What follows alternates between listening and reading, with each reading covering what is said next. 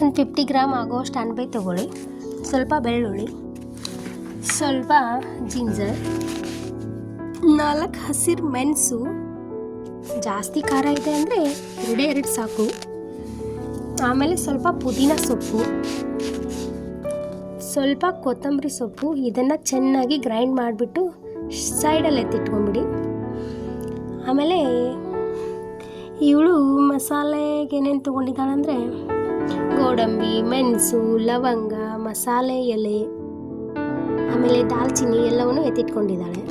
ಆಮೇಲೆ ಇವಾಗ 2 table spoon ತುಪ್ಪ ಹಾಕ್ತಾ ಇದ್ದಾಳೆ.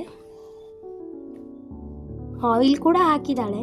ತುಪ್ಪ ರುಚಿ ಕೊಡೋಕೆ, ಆಮೇಲೆ ಸ್ಮೆಲ್ ಕೂಡ ಚೆನ್ನಾಗಿರುತ್ತೆ ಅಂತ ತುಪ್ಪ ಹಾಕ್ತಾ ಇದ್ದಾಳೆ.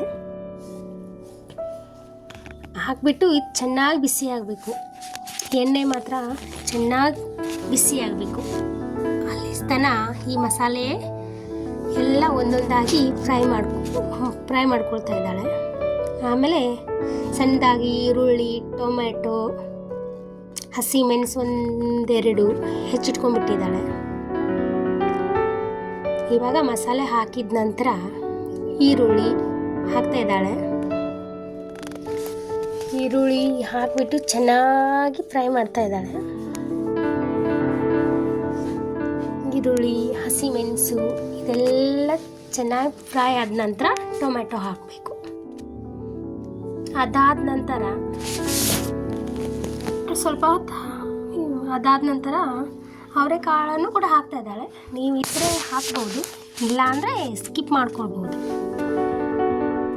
ಇವಾಗಲೇ ನೋಡಿ ಸ್ಮೆಲ್ ಹೇಗೆ ಬರ್ತಾ ಇದೆ, ಮಸಾಲೆ ಎಲ್ಲ ಸ್ಮೆಲ್ ಬರ್ತಾ ಇದೆ.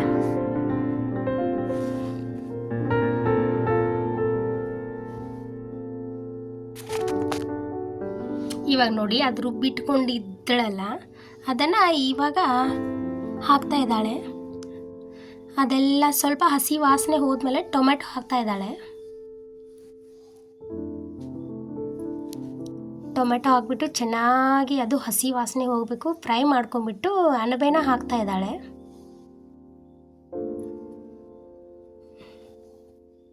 ಅಣಬೆ ಹಾಕಿಬಿಟ್ಟು ಅದನ್ನು ಚೆನ್ನಾಗಿ ಮಿಕ್ಸ್ ಮಾಡಿಬಿಟ್ಟು ಇವಳಿಲ್ಲಿ 1 ಗ್ಲಾಸ್ ಆಗೋಷ್ಟು ರೈಸ್ ತೊಗೊಂಡಿದ್ದಾಳೆ, ಅಂದರೆ ಅಕ್ಕಿ ತೊಗೊಂಡಿದ್ದಾಳೆ.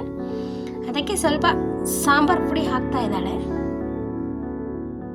ಸಾಂಬಾರು ಪುಡಿ, ರುಚಿಗೆ ತಕ್ಕಷ್ಟು ಉಪ್ಪು, ಅಚ್ಚ ಖಾರದ ಪುಡಿ ಸ್ವಲ್ಪ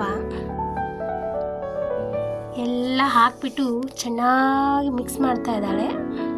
ಇವಾಗ ನೋಡಿ ಅಕ್ಕಿ ಹಾಕ್ತಾ ಇದ್ದಾಳೆ. ಇವಳಿಲ್ಲಿ 1 ಗ್ಲಾಸ್ ತೊಗೊಂಡಿದ್ದಾಳೆ, 2 ಗ್ಲಾಸ್ ನೀರು ಹಾಕ್ತಾಳೆ.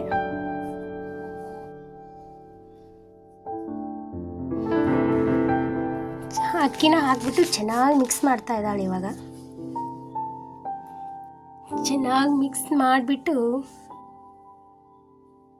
ಇವಾಗ 2 ಗ್ಲಾಸ್ ನೀರು ಸೇರಿಸ್ಕೊಂಡ್ಬಿಟ್ಲು. ಆಮೇಲೆ ಮೇಲೆ ಸ್ವಲ್ಪ ರುಚಿಗಿರಲಿ ಅಂತ ಲಿಂಬು ಹಣ್ಣು ಹಾಕಿಬಿಟ್ಟು 3 ವಿಜಲ್ ಆಗೋಕ್ಕೆ ಬಿಡ್ತಾ ಇದ್ದಾಳೆ. ನೋಡಿ ಇವಾಗ ಹೀಗೆ ರೆಡಿ ಆಯಿತು ಅಣಬೆ ಬಿರಿಯಾನಿ. ನೋಡಿ ನೀವು ಟ್ರೈ ಮಾಡಿ.